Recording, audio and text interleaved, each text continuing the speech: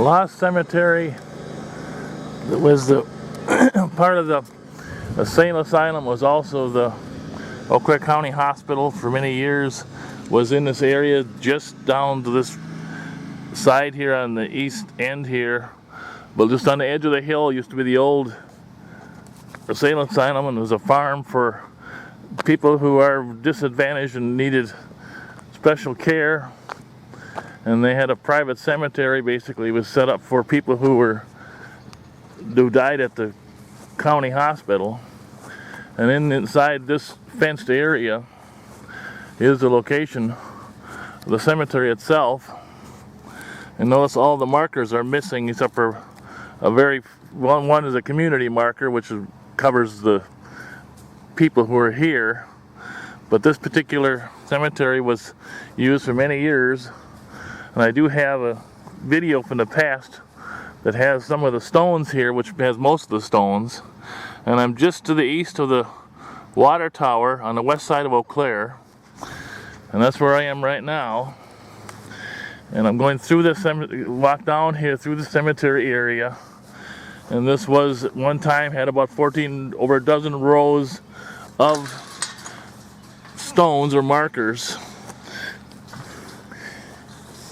And one of the most famous one that I know of was called Blvd. And you notice the markers here are in the ground. They leveled them all off.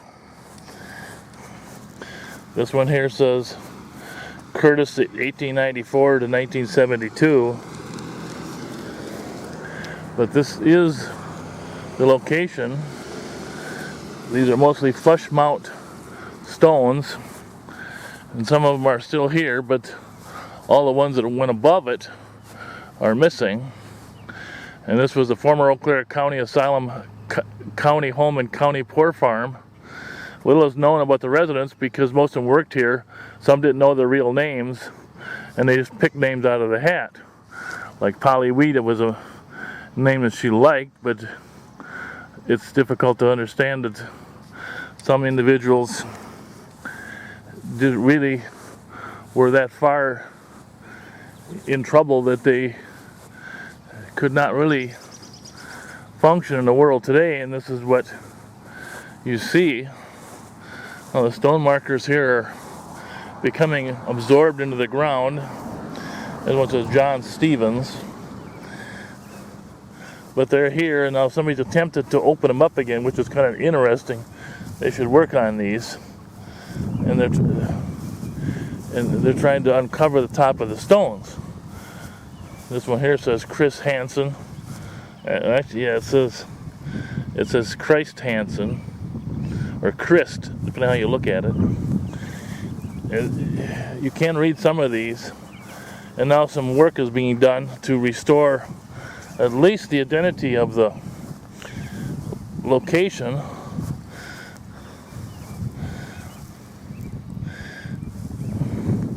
A lot of these stones, when I took my earlier video, they have above ground markers on some of these, and some of these have been leveled into the ground to keep them preserved. This one here says Ole Fuschelberg. You just don't know, but there is a list available of these names on the website. And I know I have one as well. I have a copy of the list of names. But I'm finally seeing some work progress done here, which are trying to reopen the identity of the markers, including this one here. So it's kind of a good thing this is being done now before they get more lost and hard to identify. They'll need cleaning and trim work around them, but they're here.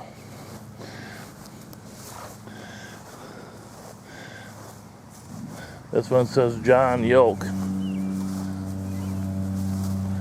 So the markers are here, the individuals are here.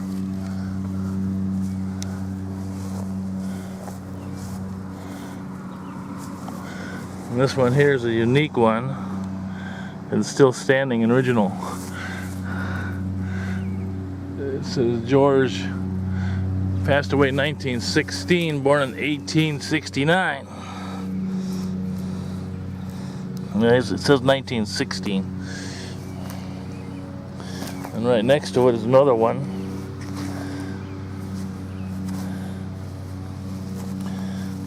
This one here says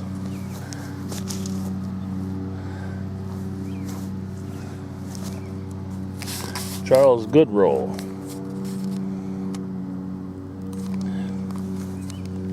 The names are available on the internet. There is several people who have a link to them,